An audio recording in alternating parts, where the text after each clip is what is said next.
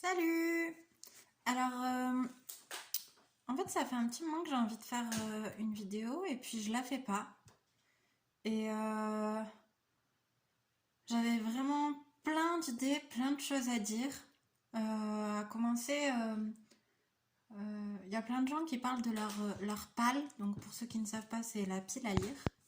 Et moi, j'ai un petit problème avec ce concept, c'est que j'ai essayé, hein. En vrai, j'ai vraiment essayé, mais à partir du moment où je me dis, tiens, faudrait que je lise ça, ben je sais que je le lirai jamais.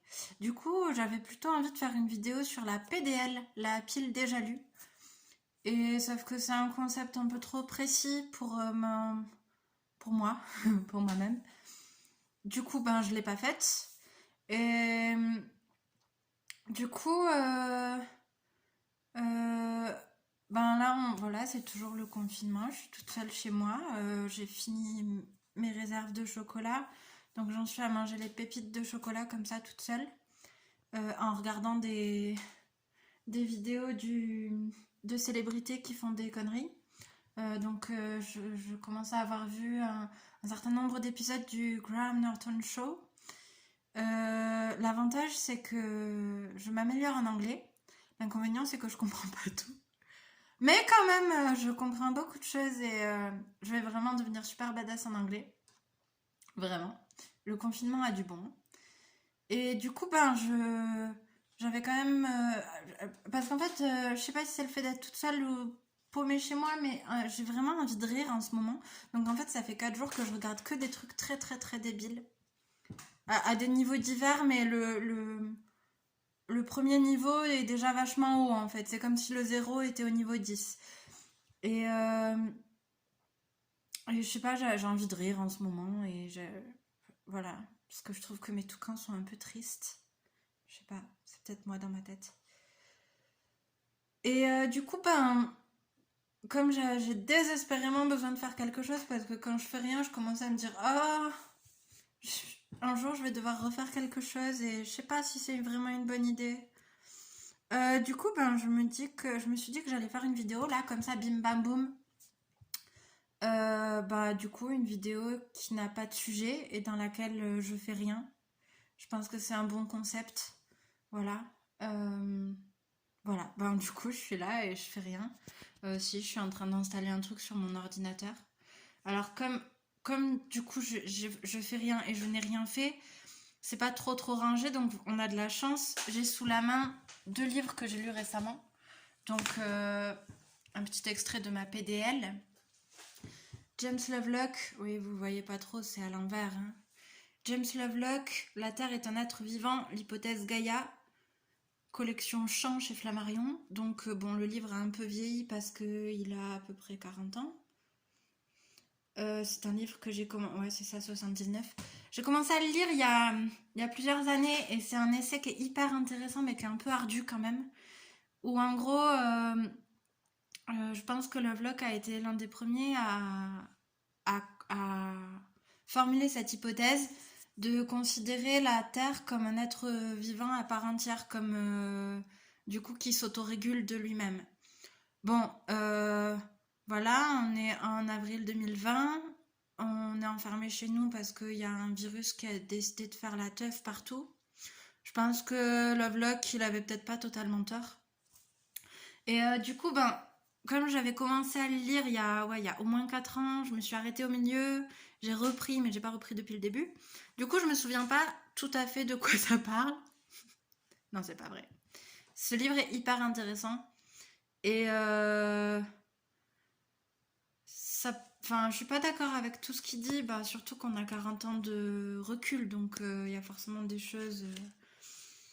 Voilà. Elle est bien cette vidéo, hein. Je suis forte pour parler de rien. Mais bon, il parle notamment de. En fait, il y a des questions qui sont posées ou auxquelles on n'a pas les réponses. Donc sur la deuxième moitié du livre que j'ai lu récemment, du coup c'est celle dont je vais vous parler puisque la première je l'ai oubliée. Euh, à peu près. Bon, il aborde des sujets comme le taux de salinité dans l'eau et sur Terre et le taux d'oxygène aussi. Et en fait, c'est des choses, on ne sait pas comment c'est régularisé. Enfin, voilà, il y a des, voilà. Euh, c'est un super bon bouquin. Oh, quand même un peu ardu à lire, mais très accessible par rapport à ce que c'est parce que c'était quand même un scientifique. Je sais pas s'il est encore vivant. Mais du coup, c'est quand même des médecins, cybernéticiens et biologistes. James Lovelock est un chercheur anglais indépendant, inventeur du détecteur à capture d'électrons. Il a été conseiller de la NASA. Bon, voilà. Donc c'est quand même un peu une tête, le mec. Et, et la façon dont c'est écrit, ça rend les choses très compréhensibles. C'est un bon point pour lui. Voilà. Euh... Merde, je voulais dire un autre truc. Mais bon, ça devait pas être très important. Voilà. Après, dans un genre tout à fait similaire et beaucoup plus récent, le dernier Agnès Le Dig, Se le dire enfin. En fait, je vous le montre, mais vous voyez à l'envers, c'est pas grave, mais voilà. Donc, honnêtement, le seul point commun, c'est que ça parle de nature, en fait. Ça n'a rien à voir. Bon, j'avais envie de lire un truc. J'avais envie d'un bouquin à dévorer. Et en général, ça marche bien, Agnès Le Dig. Et c'est très joli bouquin, très jolie histoire. Une belle histoire avec la nature et une belle histoire d'amour et avec des personnages surprenants à bien des égards, en fait. Et ça fait du bien, en fait, d'avoir un protagoniste d'une histoire d'amour qui est pas un jeune paumé, mais qui est un quinquagénaire paumé, tu vois, ça change. Moi, enfin, après, c'est peut-être parce que, ben, comme je suis pas encore quinquagénaire, c'est pas cela que je lis. Voilà, voilà, beaucoup de poésie dans ce livre, j'ai beaucoup aimé. Bon, c'était les deux seuls qui traînaient dans le coin, les autres, ils sont rangés ou ils sont ailleurs. Euh, je pense que c'est pas mal hein, pour une vidéo où j'ai rien à dire. On a tenu 7 minutes, c'est vraiment pas mal du tout. Donc, je pense que je vais continuer à faire des vidéos comme ça où j'ai rien à dire. C'est juste que c'est le seul moyen que j'ai d'être encore en communication avec le monde extérieur. Et je sais pas, j'en ai désespérément besoin. Donc, si jamais il y a quelqu'un qui regarde cette vidéo et qui la trouve inutile ou drôle ou pathétique aussi, ou qui se reconnaît dans les lunettes, ben n'hésitez pas à me faire signe parce que vraiment, ça me ferait très très plaisir. Kisses!